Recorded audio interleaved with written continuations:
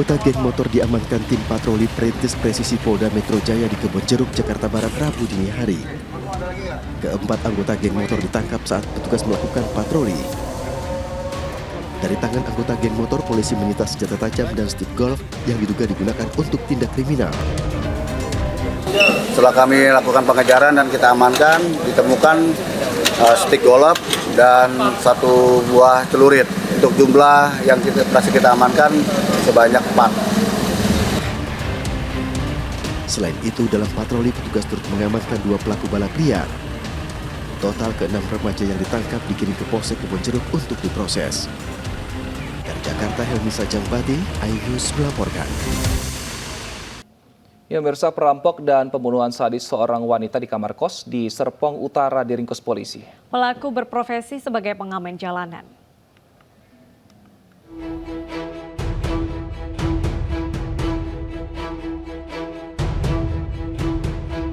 Setelah buron selama 3 hari, perampok sadis yang membunuh seorang wanita di tempat kos wilayah Serpong, Tangerang Selatan ditangkap polisi. Pelaku merupakan pengamen jalanan berusia 23 tahun. Perampokan terjadi Sabtu dini hari lalu. Korban merupakan seorang wanita berusia 35 tahun yang ditemukan warga bersimbah darah di kamar kosnya di Serpong Utara, Tangerang Selatan, Banten. Korban sempat berteriak meminta tolong dan dibawa ke rumah sakit namun meninggal akibat luka tusuk yang parah. Sementara pelaku yang teridentifikasi berdasarkan pengembangan polisi dari 2 orang penadah yang membeli handphone hasil curian. 2 penadah yang merupakan teman tersangka utama lebih dulu ditangkap di kawasan Pleret Pondong Pucung, Kota Tangerang, Banten. Tim Liputan iNews melaporkan. Pemirsa, seorang pria di Kabupaten Sopeng, Sulawesi Selatan membunuh mantan istrinya dengan sadis. Pelaku cemburu, korban kini dekat dengan orang lain.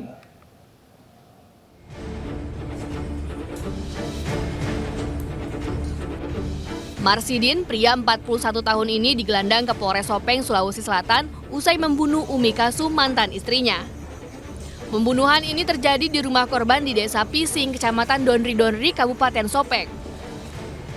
Di hadapan polisi, pelaku mengaku tega membunuh mantan pasangan hidupnya itu lantaran cemburu melihat korban pergi bersama pria lain. Pelaku kemudian mendatangi rumah korban dan kemudian menikam korban yang sedang tidur pulas bersama anaknya hingga belasan kali yang membuat korban tewas seketika. Pelaku melakukan penusukan di bagian dada sebelah kiri, kemudian dilanjutkan dengan melakukan penusukan di bagian tubuh lainnya sebanyak 19 kali. Motif pelaku sendiri, Pak?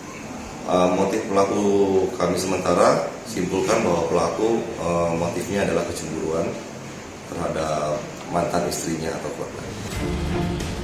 Pelaku kini mendekam di sel tahanan Polres Sopeng. Polisi menjeratnya dengan pasal pembunuhan berencana dengan ancaman hukuman penjara seumur hidup. Untuk mengetahui perkembangan terkait peristiwa ini sudah bergabung bersama kami Kapolres Sopeng AKB Santiaji Kartasasmita. Selamat siang Pak Aji. Selamat siang Mas Wilson dan Mbak Deta. Baik Pak Aji, bisa diceritakan sebenarnya seperti apa kronologi dari pembunuhan ini Pak? Baik, kami akan coba sampaikan bahwa sebenarnya antara pelaku dengan korban ini adalah mantan suami istri yang sudah bercerai kurang lebih 2 tahun yang lalu. Dan selama 2 tahun memang kedua pasangan ini memang masih sering berhubungan. Pelaku masih sering datang ke rumah korban untuk menengok anaknya. Demikian Mas Wilson, jadi memang mereka masih intens berhubungan dan suatu hari mereka datang ke rumah dan menemukan istrinya tidak ada di rumah. Baik. Sehingga pada saat itu korban mengetahui bahwa mantan istri itu sedang menemui seseorang di wilayah Kabupaten Sopeng. Disitulah timbul rasa cemburu dan timbul niat untuk menghabisi nyawa korban. Baik. Berarti jika kita melihat sedikit ke belakang bahwa hubungan dari pelaku dengan korban ini sebenarnya baik-baik saja sebelum akhirnya pelaku ini cemburu ya Pak? Ya, dari hasil keterangan yang kami dapat memang korban atau dengan pelaku juga tidak pernah ada permasalahan yang serius, apalagi tidak ada pernah laporan tindakan kekerasan atau KDRT terhadap korban selama menikah. Memang mungkin pelaku masa menikahnya memang memiliki kebiasaan yang kurang baik, sering bermabuk-mabukan dan sering berjudi yang membuat alasan korban waktu itu meminta cerai. Namun untuk kekerasan dalam rumah tangga tidak pernah terjadi selama ini. Baik, nah menurut pengakuan tersangka ini istrinya sudah berapa lama Pak menjalin hubungan dengan pria lain?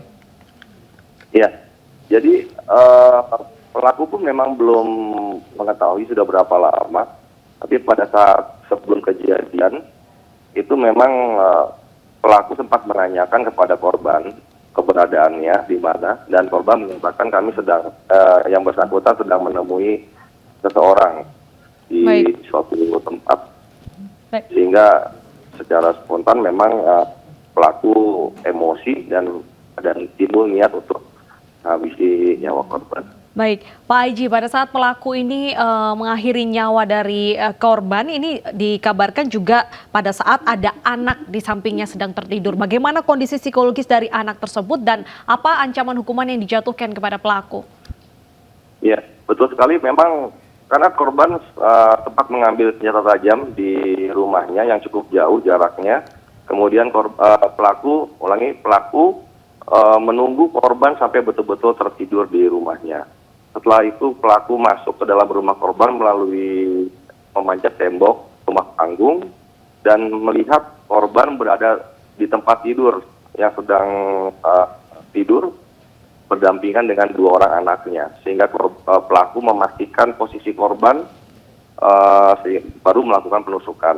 Nah, secara psikologis memang yang pasti karena anak korban melihat langsung setelah kejadian, bahkan anak korban melihat pelaku pada saat keluar meninggalkan kamar, sehingga kami akan lakukan untuk antisipasi adanya timbulnya trauma oleh anak korban untuk dibawa ke psikiater. Hukuman untuk pelaku, Pak? Sementara kami jerat dengan Undang-Undang KUHP 340, yaitu pembunuhan berencana, subsidi 338 KUHP. Baik, terima kasih Pak Santiaji. Terima kasih Pak Santiaji atas informasinya. Selamat bertugas kembali, Pak. Baik, terima kasih.